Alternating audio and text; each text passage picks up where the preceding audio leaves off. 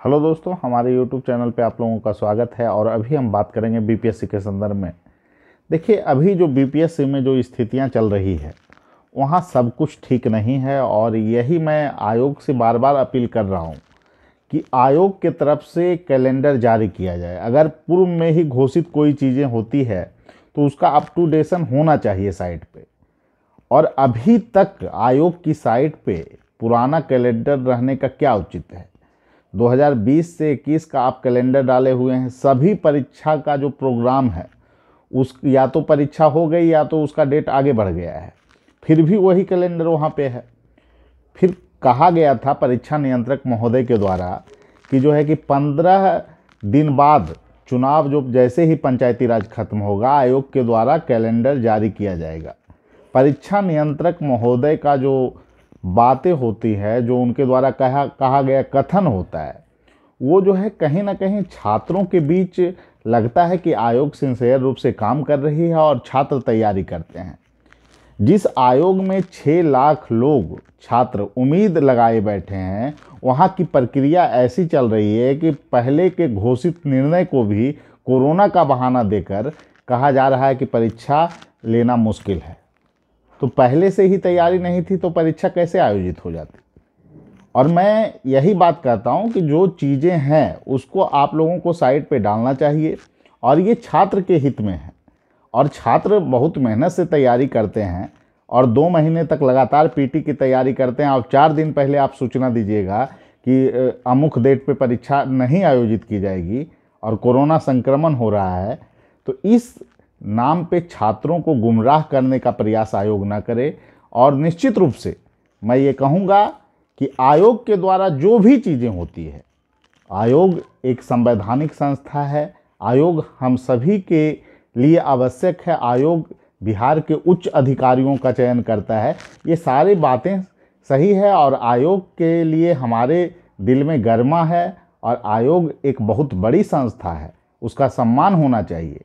लेकिन जो चीज़ें हैं, छात्रों को एकाएक बहुत सारी परीक्षाओं को सूचित किया गया कि परीक्षा नहीं होगी।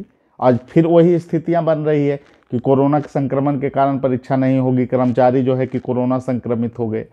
तो जब जो परीक्षा के संदर्भ में निर्णय ले लिया गया था उसका अप टू डेशन क्यों नहीं हुआ साइट पे।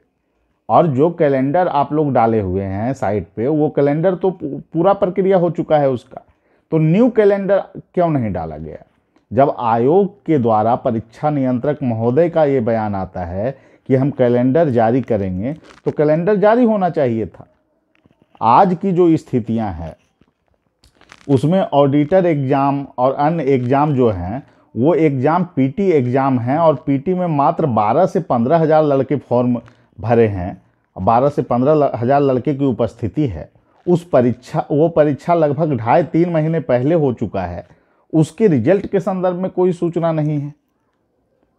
और मीडिया के द्वारा जो है बातें कही जा रही है, मीडिया से संवाद बीपीएससी की हो रहा है, तो साइट पे क्यों नहीं चीज़ें आ रही है।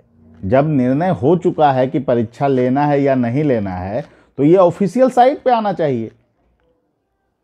और निश्चित रूप से मैं यही कहूँगा कि बीपीएससी में जो पहले की जो चीज़ें थी उसको पुनः जो है कहीं ना कहीं वापसी किया जा रहा है। आयोग को चाहिए कि अब तत्परता के स्तर पे काम हो। रिजल्ट, जितने भी पेंडिंग रिजल्ट है उसको अतिशीघ्र प्रकाशित किया जाए। और कोरोना संक्रमण का जैसे ही दर कम होता है, परीक्षा का आयोजन निश्चित रूप से किया जाए। जो चीज़ें देखिए जो चीज़ें निर्णय ले ली जाती है, कम से कम वो चीज़ें साइट पे आनी चाहिए। और इससे जो है छात्रों में भी तत्परता रहता है। बार बार एग्ज़ाम का डेट जो है कि बढ़ाना और बिना किसी कारण के जो है कि परीक्षा के प्रक्रिया के संदर्भ में कोई निर्णय ही नहीं है और जानबूझकर लड़के इंतज़ार कर रहे हैं कि परीक्षा होगा और टाइम पर कहा जाता है परीक्षा नहीं होगी।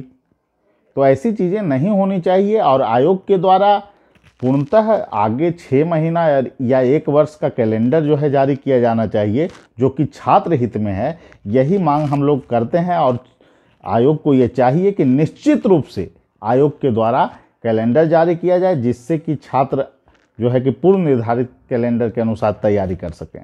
ठीक है, सभी लोगों को धन्यवाद। फिर मिलेंगे अगले वीडियो में। Thank you.